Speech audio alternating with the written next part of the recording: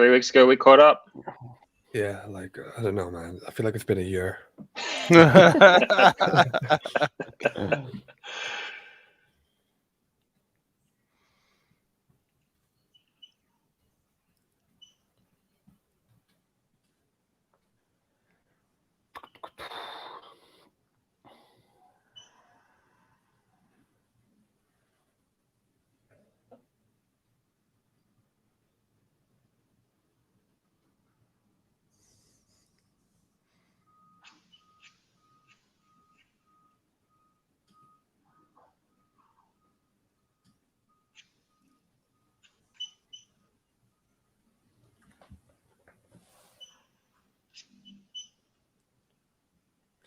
What is up, everyone? We are live. We are streaming at a different time than usual, but that is okay because it is not 2 a.m. for me, and I would much rather stream during this time.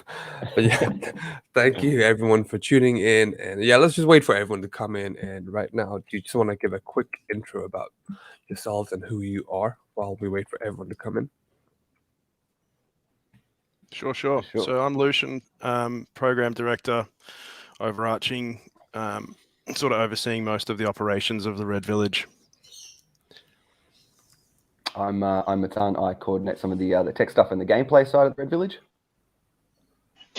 And I'm Brendan, so I look after the sort of communications and recently a bit more of the marketing as well. So probably have read some of my articles, or if you haven't, then you should jump on Medium and we'll share some links afterwards. I read them. Brendo is very, very well written. I can vouch. well versed in the art. Shame I'm not well spoken, but I can write good. We could try together a sentence for sure. Hey, I'm not well spoken either. So. None of us are, right? We work in tech. But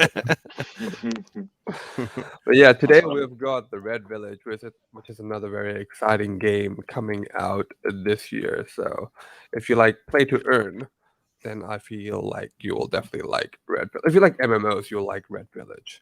So do you want to go, just give us a background of the Red Village and what it is? Yeah, absolutely. I think the first thing just to point out there, if going live this year is definitely true. Going live within 6 months is true, and actually going live this month is probably the truest. So our game is actually set to launch very, very shortly in January 2022. So we're ramping up at the moment. But yeah, really the Red Village. We sort of think of it as a Bloody's coming. There we go. We think of it as a dark fantasy style game. So I guess a bit of context on sort of where we came up with the idea probably will help frame it for everyone. But for any RuneScape fans out there that went through that sort of period in their lives, and for whom that was kind of formative, that was definitely the case, certainly for Lucian and I. And it was probably 12 months or so ago, Lucian and I were sitting around watching the RuneScape documentary, which is fascinating if no one's seen it. And we sort of got the idea, sort of working in NFTs at the time, and things were sort of starting to heat up in the space, and we sort of thought, wouldn't it be cool if someone sort of brought RuneScape to the blockchain? And that's really where all this was born for us. And then over the interim period, it's developed into much more of a dark fantasy Diablo-esque style game as well. But yeah, basically we're bringing dark fantasy to the blockchain through a super brutal blood sport fighting tournament game. Would be the overarching summary of it. But coming from a love of RuneScape and Diablo, and a love of Zedrun, we have to shout out to those guys as pioneers in the space. They definitely have, sort of been in it longer than most, and 4 to 5 years of progress from then. Like we were obviously playing Zedrun back then, and pulled a lot of inspiration from them as well, and have since sort of partnered with them softly on a few angles within this, and definitely this does in some sense pay homage to one of the greats being Zedrun as well. Can't be overstated. Zed is a huge influence on our whole project, and we can probably get into that a bit later, I guess, when it comes to how the game works and stuff too. But 100% Lucian. Zed are pioneers, and we wouldn't be here without them with what we're doing. For sure. Awesome. Yeah, I know you guys do have a lot of partnerships, so we can definitely go into that later. Like in RuneScape, I was a big RuneScape fan, and I think I've spent like 10 years of my life in there, and I still have parts of the world that I still need to explore. Are you planning to do the same thing with the Red Village? Oh, that's the goal, right? You know, I played RuneScape personally for about 6 years straight. I lost many a summer, 40-degree days, meant to be at the pool with my mates, but was cooped up inside my little bedroom with the blinds shut playing RuneScape, trying to kill people in the wilderness. So, it was probably one of those things that, it's probably the funnest time in my life playing RuneScape to some point. So I wanted to kind of bring that nostalgia back and that child angle back, but what they've done in RuneScape is obviously something, to me, I feel like nothing has ever sort of come close from an enjoyment perspective since RuneScape. Diablo was very, very, very close and obviously very awesome. Massive Diablo 2 Lord of Destruction fan, but I think for us, like, the long-term vision is to try and compete in that sort of MMO RPG space one day. For those listening, and for those that don't know, it does take a good 3 to 5 years to do something like that at that scale. So, it is a long-term plan. And for anyone sort of, developing a game or starting to develop a game soon within this space, it is, most likely going to take 3 to 5 years to do something of that caliber and of that size. But certainly, we've got some pretty exciting stuff on the horizon around that. And long term, we're planning to sort of have, the plan to leave the village walls, so to speak. Awesome. So you spend time in the wilderness. I could never do that. Like, oh, dude, I honestly spent most of my time. Yeah, I spent most of my time on server 1 in Varric just flipping party hats. Like, that was me. That was my jam, just trying to make as many millions in gold coins as I could. Nice. I just loved doing that. I don't know why. I was just a little freak kid that was like, 11, 12 years old, flipping party hats. And then, I'd show off to all my mates with how much coin I had. And I'd also sit in the wilderness and just train my guy with I had a mate, actually, that I was like pen pal. I met him in RuneScape, but he's from the Netherlands. And he was an older dude, and we just sit in the wilderness and talk shit all day. It was the weirdest thing, but like, I thought it was just so magical and fun. But yeah, it's hilarious. Good times. Shout out to Ravos if he's listening. He was like one of the best players in the game. I don't know who that is, but I remember. Yeah, exactly. Well, that featured in the documentary. So if you watch the documentary, you'll get a recap of Zima.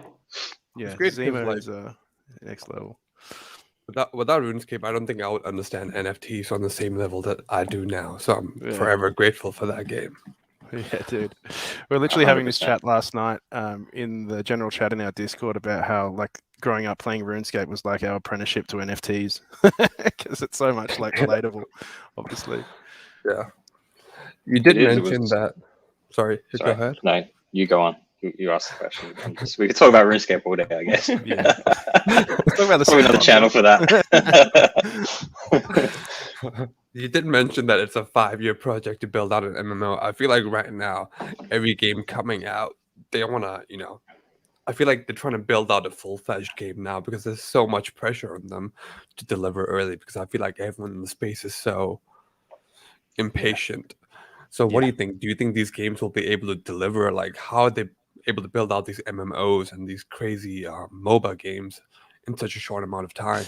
You can do it in 3 years. It just has to be with the right team. Like, there are games that are flops that take 5 years to make. So, but yeah, a lot of people in this space and everyone in the NFT space knows that a week in this space is a month and a month in this space is a year. So, that's kind of the mentality, and it's hard to sort of translate that into gaming because that's just not reality in gaming. Like, I think there's going to be a few people who, are surprised at how long it'll take for some of these big titles to release the things that they're planning to release. And that's kind of the, good segue into the model that we've created. And Brendo, you can probably talk on this a little better, but, our structure into how we've sort of gone for the low-hanging fruit to start and then sort of build through that. Yeah, I think, that's probably, in my mind, one of the best things that we're doing. And I think it's one of the things that positions us most strongly. So, there's kind of 2 different paths you can take. You can have this incredible end goal, and you can spend 3-5 years working towards it. And there's a lot of projects out there that are doing that, and there's some that are starting now doing that. And like Lucian says, sentiment shifts really quickly in this space, and so it's really hard to maintain that momentum for such a long period of time, particularly because you don't know what's going to happen in the interim, like in the period in between. And so what we've sort of done, and this is really where where Zedrun is just such a great influence on us, is we've looked at their mechanic and we've gone, okay, there is such a proven concept, there is such a great amount of demand for almost automated fighting tournaments, because you've got this automated horse racing style with Zed, and you've got this automated fighting tournament that we could start with, and that's what we've done. So we developed in stealth for a long time, which I think I've seen more and more projects start to realize that's probably a smart move. So shout out to them. But we did that for a long time. We spent almost probably 10 months or something, like in the dark, just not telling anyone what we were doing, building out our game, building out all of our concept, our art, everything that we are sort of still slowly releasing. And the way that we structured it was, okay, where's the end goal, and then what are the steps that we're going to take to get there? And the first step and the biggest step for us, really, and this will be integral, like fundamental to our game, is tournaments. And those essentially, it's really about learning your champion. So in the Red Village, we've got 5 character classes, which are probably familiar to most, barbarians, druids, paladins, rangers, wizards. And it's really about learning their individual fighting preferences. And I've got some articles out about this. Shout out to my articles again, that everyone can go and read. But and learning their specific sort of attributes and fighting preferences, and entering them into these tournaments. And they essentially play out, as an auto battler for the audience to start with. And like I said, we've seen this with Zed. We know people love this style of game. And what that allows us to do is then take these steps towards this bigger end game, but also be reactive to our community in the meantime. As people ask for different things or want different things, as the space shifts in different places, we've got that momentum behind us to help us grow into different skins, as it were, over time. But for example, one of the next things we're looking at doing will be things like seasons, where you can actually train your character, your champion, up over time, and a set period of time, and then those stats will be reset. And so that means that people don't have this indomitable advantage or anything like that. And so then in future, like Lucian says, natural progression, right? Champions, they're strong, they're fast, they're scary.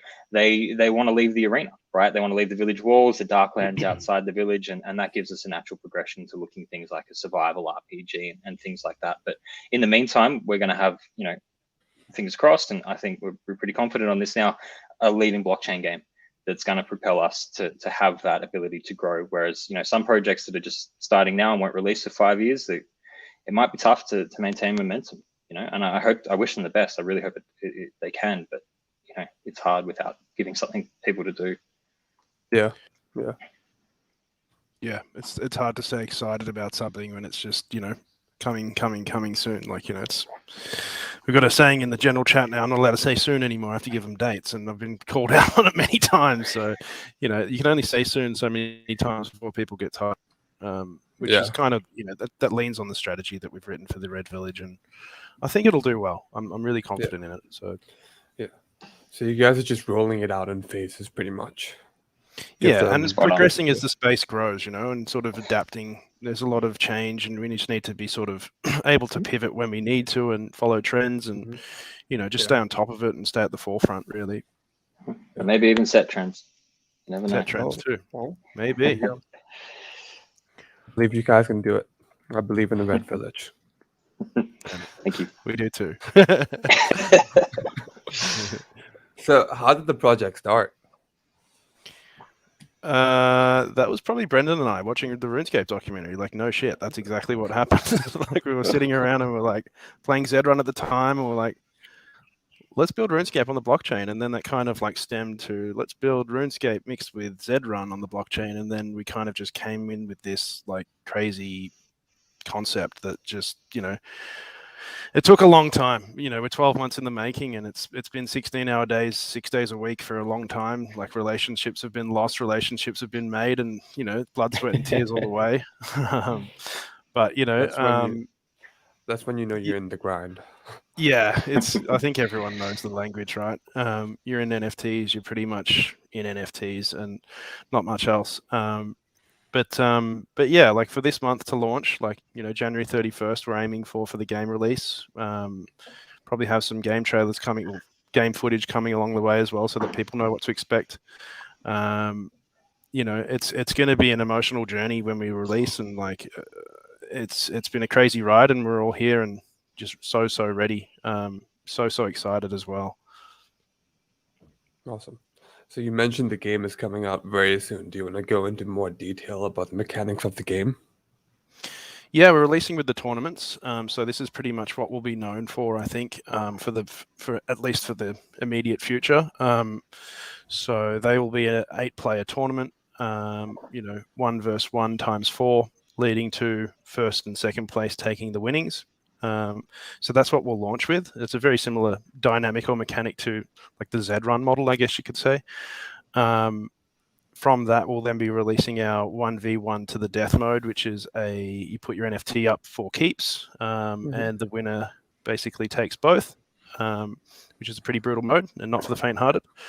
And then from there, we've got the summoning launching with that as well, which will be our breeding protocol, basically, which Matan has heavily led, as well as with the algorithms and, the tournaments and stuff like that. He's been working very deeply with some pretty incredible people and mathematicians and the likes to get our summoning and tournament algorithms perfect. Well, not perfect because they'll never be perfect, but as close to perfect as the three of us can get it. And yeah, really excited. That's probably, the next 1 to 2 to 3 months sort of roll out for us for the roadmap. Yeah, there's a lot happening. There's going to be a lot over the next few months. So will you have to pay to enter these tournaments? If so, how would you go about getting the tokens needed, or how much would it cost? Yeah, so we're launching on Polygon for the tournaments and for everything game related, champion related, etc. Basically following the same sort of structure as Z-Run. We have that strong sort of tie there, but basically the user will be able to come into our website with Ethereum, connect with our site, and then use our custom wallet that we've had built through through Umbria. They helped us build a custom wallet, which will enable people to bridge their Ethereum to wrapped Ethereum and use that as in-game currency to enter tournaments with and to receive winnings from. So yeah, we're super lucky to have the support of those guys, and we'll be having those super cheap bridge transfers, and I think it's a really, really strong partnership that we've built there, and it's looking really, really smooth. I don't want to say too much, but we're going to announce the barracks, which is our version of like I guess you could say stable. It's like your inventory where your champions will sit, and you'll be able to preview your champions there and their statistics and all this sort of stuff. So really exciting. But yeah, in-game currency will be wrapped Ethereum for now, with plans to migrate to a native token at some point hopefully in the near future. Okay. You did mention that you're building on the Polygon. This is a completely unrelated topic to the Red Village, but I know there's some people saying that when Ethereum upgrades, V2s will be useless. So what is your opinion on that? Yeah, I mean, obviously we can pivot if need be with things like this. Like, we wouldn't be the first project to jump ship and change blockchain, but like obviously it's a V2. But yeah, with Ethereum coming, it's the natural, like if it works, it works. We'll jump back to Ethereum. Like I think it would be quite simple. The contracts are the same contracts. Yeah, it's just like a layer 2 basically, right? We'll do whatever makes sense. Yeah. Yeah, we're not locked in any way. All right, cool. I don't think I mean, in this space, you need to sort of be able to pivot, right? Like it's essential. Yeah. Things change all the time. And as I said, like we just have to progress with that in mind. And most of the things we do, there'll be pivots along the way, but there'll be pivots in the direction of positive growth, and for the right reasons. Yeah. That's why I like that you guys are building it out in phases, because what people's interest in the crypto space change in like a span of weeks. Like every week they want a different thing. So it's great that you guys can, pivot whenever. Yeah, it's the hardest space in the world to work in because you have like attention span of a goldfish with every action, and it's like you have to just continually pivot and pivot and pivot. But I think we've sort of set ourselves up with that strategy in mind to kind of keep everyone engaged and keep the ball rolling, so to speak. Yeah, and that's why an engaged community is so important for us as well. We are always on Discord interacting, and we have a suggestions channel, and there's constant back and forth with the community, which is awesome. So if you're not there, get there, jump in, we'll have a chat. I'm terrible at hanging out in Discord, but I do try. I at least read. The comments. So do you want to go over the benefits of holding a blood portal? Because I know that is like the key to the Red Village.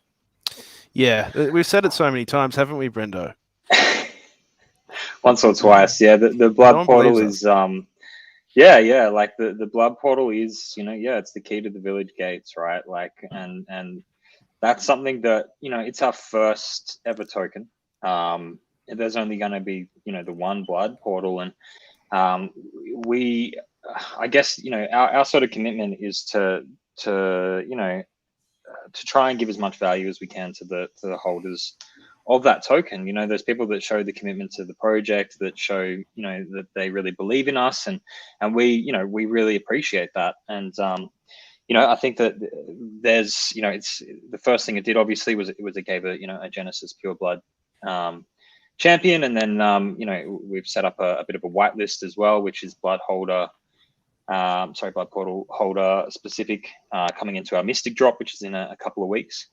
And so we've tried to make sure that we look after them there, and then we've actually done something quite recently with the Sandbox, which hasn't actually been airdropped yet, but should be shortly, where we're giving some Sandbox avatars to blood portal holders that can be used in game in the Sandbox. And we've got a whole bunch of other stuff that we've planned, and a whole bunch of other stuff that we're thinking of, and a whole bunch of other stuff that we haven't even thought of yet, but the blood portal is always at the core of the decisions that we make around the Red Village and the next steps. And we always think, okay, what can we do for a blood portal holder here?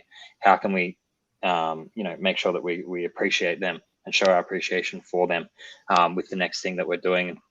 I've actually got one thing which we're kind of lining up at the moment and finalizing. And, I've sort of mentioned it in the chat yesterday, but I think it's probably one of my favorite things that we've done so far.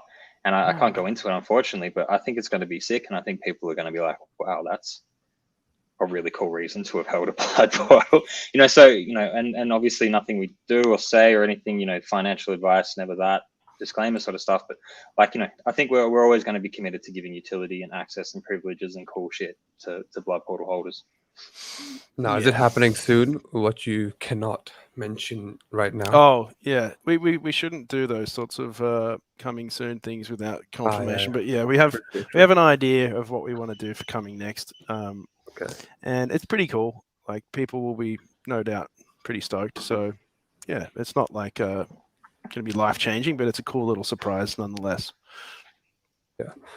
Yeah, I think like when the game is not out, one of the best ways to provide value is through airdrops. And I know airdrops are overdone in the crypto space right now, but when you guys are doing what you're doing, airdropping VX characters and these champions that people actually want, it's insane value for the holder, because I think the champions right now are worth like a lot of money, at least when it's priced in dollars. So that's huge. I think that's one of the reasons why BioPills is like blowing up this year. Nobody wants to sell their assets, and the same for the Red Village. Just hold. Certainly. So let's talk about Genesis characters versus the future characters. Are these Genesis characters, are they going to be OP or? So they're just basically the first iteration of the Pure Blood champion. So they'll always be first. They'll always be the rarest. They have the lowest quantity of champions available out of all of the bloodlines. There are 4 bloodlines. So there's the Genesis, the Mystic, the Warlord, and the Lionheart bloodlines. Genesis is R1 to R3. Mystic is R2 to R4 to R6. It's a tongue tire. Warlords are R7 to R10, and 9, and then Lionheart's R10 to R12. So yeah, and we have quantities and stuff specific, but yeah, jump in, Matan, sorry. Yeah, sorry. This is just kind of a little bit more on my area to just answer your question a bit.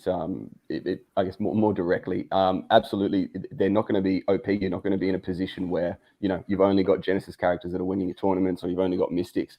They do have some distinct advantages in the fights themselves. So when you are the earlier R number, so like Lucian was describing, we've got R numbers that go down, and then the summoned characters have bigger numbers. So the earlier R number will always go first, which gives you a slight edge. Further to that, each bloodline has a slightly decreasing chance of pulling off a special move. So and that's how we're giving them value. And further to that is when you summon with them, obviously, because the summoned character's R number is decided by the summoning champion's numbers. If you summon with an earlier R number, you're going to have a smaller number, making you more likely to go first. And then as well, a lot of the fighting stuff and the cosmetic stuff is genetic. So in terms of the traits themselves that are being passed down, all that stuff will be passed down as well, according to some fiddly maths. So the special moves, that is also a factor that is passed down to summon champions. So there's an advantage then as well to summon with the earlier champs. Okay, so there's a slight advantage when it comes to the battles, but there's also a breeding advantage. Yeah, exactly right. And it is slight, but it is there. I mean, it was really important to us. We've spent a really long time to make sure that they are balanced and they are fair, and there's incentive to get in early. But I should say as well, in terms of incentives to get in early, I think the biggest incentive is the sooner you get into it, the sooner you can get to know your champion, because we do plan to add complexities to the game itself. So the sooner you can get in with the fewer complexities, the more you can understand your champion earlier on. So I think that's a little bit of a nod from the guy that put together the maths. That's kind of what you want to be doing. Yeah. Because with these MMOs, I feel like it takes time to learn. Like when I entered RuneScape when I was younger, I feel like I could pick it up pretty fast. But if I enter it now, my brain will be like completely lost. I'm like, what do I do now? Yeah, so I feel like it could be the same thing with the Red Village. Yeah, it's like when I try and play Fortnite. I jump on Fortnite and have a whip around, and I just get absolutely pawned by like 12-year-olds. And I'm like, when's the last time you've had a chance to get on Fortnite, mate? Oh yeah, you sleep out 3 hours a night. Yeah, it's like when I always get on Fortnite. I haven't played Fortnite in 2 years, but yeah, when I used to play Fortnite when I had a life, I'd get absolutely owned and destroyed as a late entrant. So. I like get killed when I'm dropping out of the sky and stuff. You're a terrible gamer, man. Me and Brendo played Borderlands 2 and 3, and like he just snipes. He's just sitting back and just from distance. It's a camper. Nowhere to hide in the arena. Hey, man, you can't get those kill streaks without camping. Yeah, exactly. Yeah. So these tournaments, will they be? Can I like view them if I don't have one of these Red Village NFTs? Absolutely. Yeah. So you can. It's a blood. It's a blood sport, right? So you can definitely log through and watch and spectate it from a spectator perspective. Yeah. So will there be a lot of gore? Like, am I going to be seeing a lot of blood? Because I feel like that'd be cool. Yeah, it's definitely like an M-rated game. I don't know about global ratings, but for us that means mature themed, and so there'll be blood involved. Okay. It's called the Red Village, so if that's a hint, true, to any aspect. Yeah, it's certainly a brutal, sort of blood sport. It's dark fantasy, so it's not sort of. We've gone for a bit of a different angle to your sort of cartoon games that there's a lot of on the blockchain, and we've sort of tried to stick true to truer as we can to those dark fantasy roots. So certainly more watchable than a RuneScape fight. I don't know, That's man. Good to know. Oh, man, like a good RuneScape fight. I don't know. Yeah. The longsword is just a line, right? It's awesome. Like a RuneScape fight can get intense. Like people are really good with timing their special attacks and when they eat their food. Yeah. Oh man, I love punching lobbies in the wilderness. It was a good time. For anyone that doesn't speak Australian, I said I love eating lobsters in the wilderness. It was a good time. We need subtitles. Yeah, yeah, exactly. Oh, well, these are special attacks. Will they have cool animations? Certainly surprise there, but yeah, wait and see. Oh, surprise. Okay. Okay, let's talk about the current and future partnerships. I know you guys are partnering with a lot of people. So are you able to name them all? Are you able to expand on what you're doing with them currently? Yeah, so our partners that we currently hold within the Red Village, we've got the Sandbox, obviously. We've got Zrun. We've got BYO Pills. We've got Deadheads. Who else do we have? We've got Medikey. Shout out to those guys. Can't forget them, obviously. And there's a bunch of various others. Brendo, you probably touch on a couple more. You've sort of brought a few in that you're working with. Yeah, look, moment, I guess. There's a few that we'll sort of, Maybe I guess, strategically talk about over the next couple of weeks. And we've got some great factions and stuff as well. Skullpunks and things like this that are that are going to be awesome. And we're bringing some more factions in, but we'll maybe sprinkle out a couple of who they all might be over the next coming couple of weeks, I think. Okay. But yeah, definitely when it comes to like partnerships in the space, we certainly are not short of them, and we love working with everyone that we work with, because they're all the best projects in NFTs. It's a lot of the best projects in NFTs, and we have great conversations all the time about different ways that we can align with different groups. And it's just, that's the cool thing about this space, is that it's just so collaborative, right? Everyone's out there trying to work out ways that they can build together and bouncing off each other's ideas. And even if there's not something for us right now with someone, maybe there will be in in 3 months or 6 months. And so it's just cool to have that kind of Rolodex that we've got now, and being able to call on people. And I think that's honestly the best thing about working in this area, and that's going to be the reason that it succeeds, is that people are so willing to help each other out and give that those strong partnerships to each other. Yeah. And this is a bit of a selfish question, but I am a BioPills fanboy, so can you expand more on what you're doing with them? Yeah, so the BioPills guys are like, we're really tight with them. I've sort of known them now since their inception, and the plans immediately are for the faction angle. So basically factions are like, you could say they're like sports clubs or football clubs. They're NFT communities, in fact, that basically have a presence within the Red Village. So if you own a BioPills NFT, you'll immediately become part of the BioPills faction if you own, say, a Red Village champion. And so you can fight on behalf of BioPills. Okay. With neighboring or other NFT communities against. Sorry. So that's the first thing, and then there's more to come around that as well. As I said, we've got a great relationship with them. So if you have a faction, basically you would have like your own custom built arena. So you can imagine like Boris the Cook in the crowd with a lot of the apostles and things like that in the sort of TRV graphic style. And maybe the BioPills label spray painted on the wall in blood kind of thing, like sort of home ground, if you will. So that's kind of the angle with the factions. Brendo, were you saying something? No, I was just going to talk about that as well, and I think that that's a really cool thing, which we're working on now. And then there's definitely going to be some further stuff coming.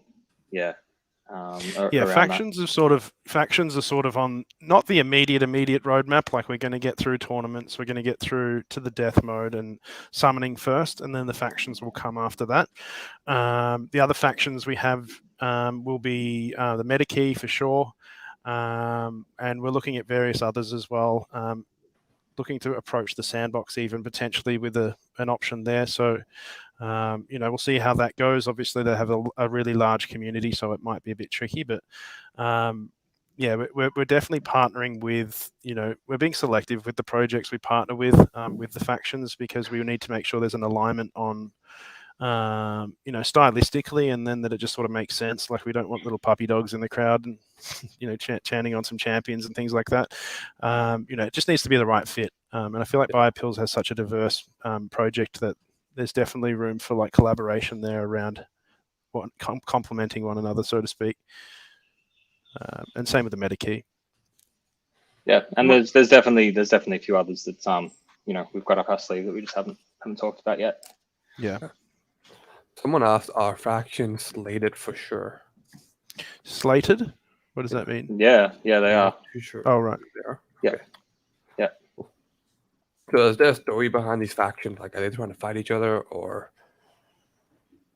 So the factions, as I said, so like there'll be championship tournaments. You can imagine like Biopills versus the MetaKey, right? Oh, okay. And you would have like their leading champions fighting each other. And these would be big purse tournaments. This could probably a good segue into how we're going to utilize the Sandbox with our partnership, but potentially getting together in the metaverse and using the Sandbox as an event space, a metaverse event space, where, as you can see here, our champions are pasted all over the walls. There'd be a big screen where we can all kind of watch these big purse tournaments play out live on the big screen together and have a little party in the metaverse. So yeah, that's kind of the concept. It's for like, those big events where like, we might throw some money into it ourselves and hype it up a bit and get some sort of like, celebrity angle with it if we can, so to speak. But yeah, that's fundamentally, that's the concept. It's to sort of have and give utility for other projects, as well as bringing in a bit of hype and excitement around some big purse events and making it a really cool event. Red Village champions are going to be the superstars of the next generation. Thanks, mate. Yeah. So, are you guys planning to build inside the Sandbox, like an actual experience?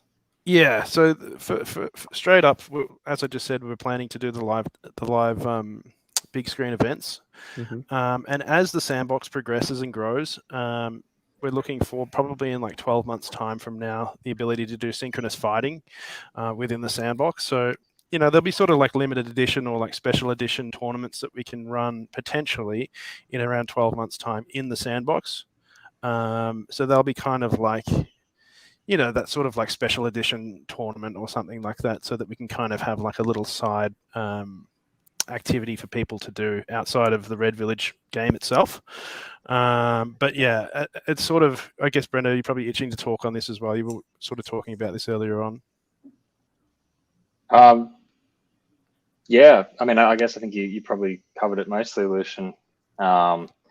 It's yeah, I think you've wrapped it up, mate. Yeah, cool. I thought you were itching to say something. Sorry. No. Yeah. So yeah, that's basically it. So we're sort of working with them around, having an experience within the Sandbox. Immediately, it will look more like sort of an event space, and then progressing into actual fights within the Sandbox as like a limited edition or special edition mode that we might run sort of once a month, once every couple of months, as a sort of big purse event or something like that if we can. But after speaking with Sebastian and the guys, they're probably around sort of 11 to 12 months away from that being a reality for us, because it's obviously not priority one for the Sandbox to have the Red Village be the star of the show, so to speak. So yeah. But I think that's probably the main takeaway, is that we have those relationships and that we have that vision. So so our vision is always thinking about what other cool stuff can we do, and what's going to be fun, and if it's possible, if we have capacity, if tech has the capability, and that's where the metaverse, as it were, is heading. And we're certainly we're always thinking about the metaverse internally.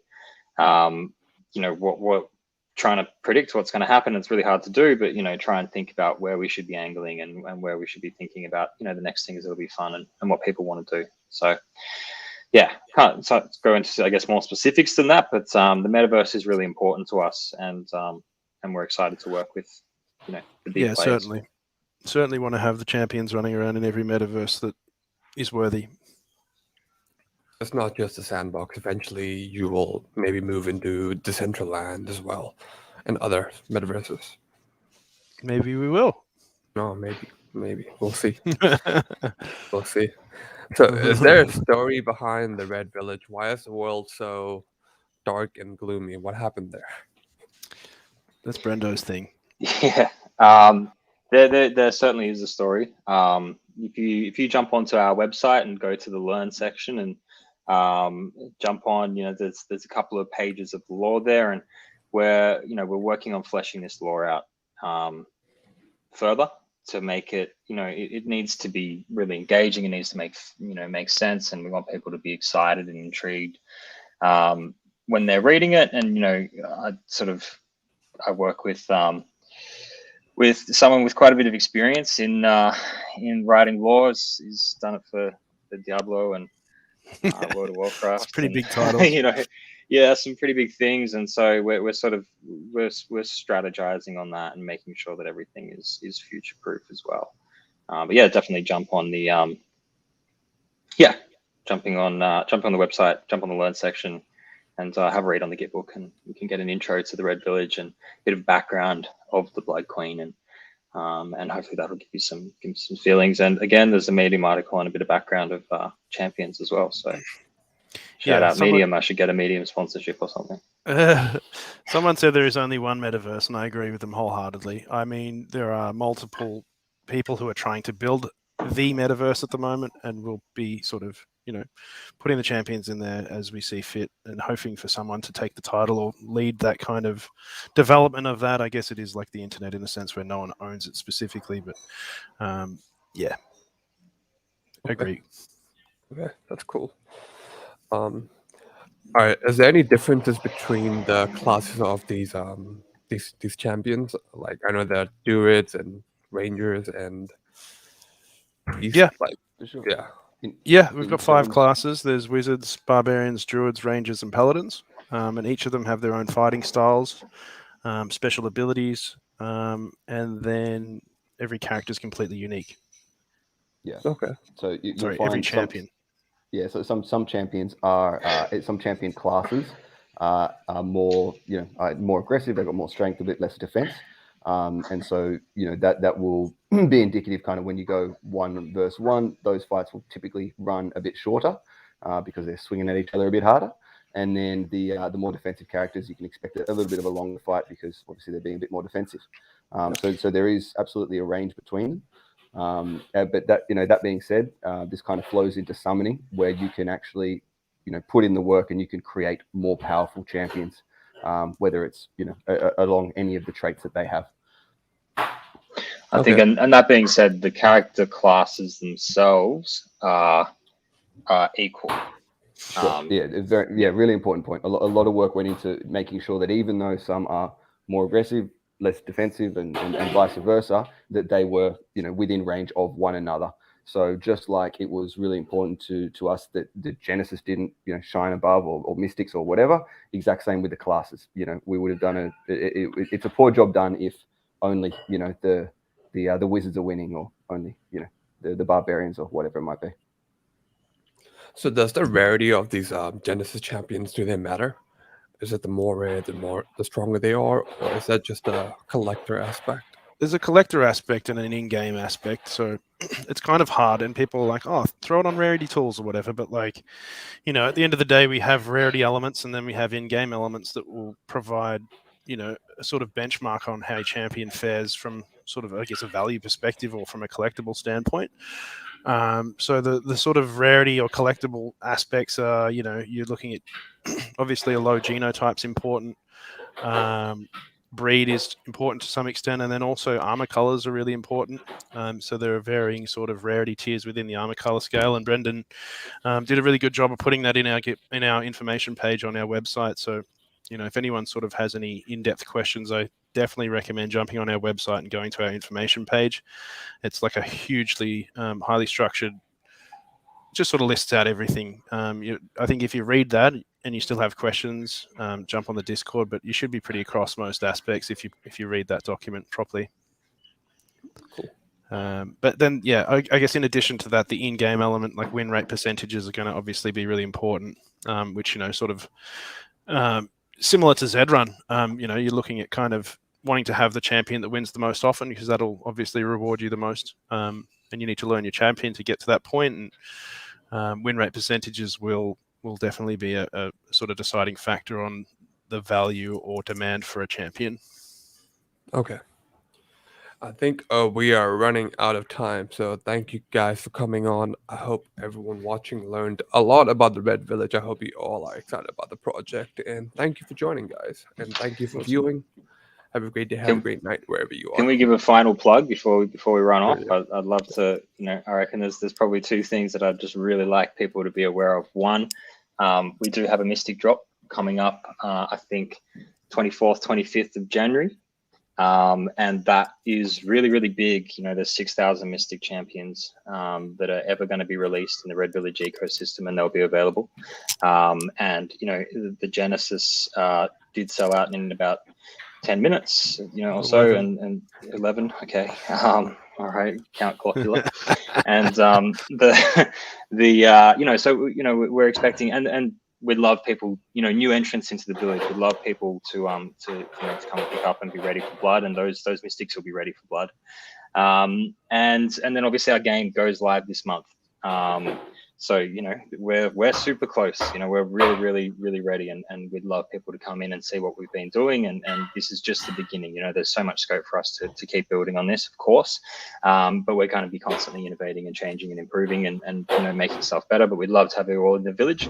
Third thing, jump on the Twitter. We've currently got a giveaway going on for an R3 champion, and it's pretty easy to enter. And we would love people to come on, follow us on the Red Village, and see what's going on.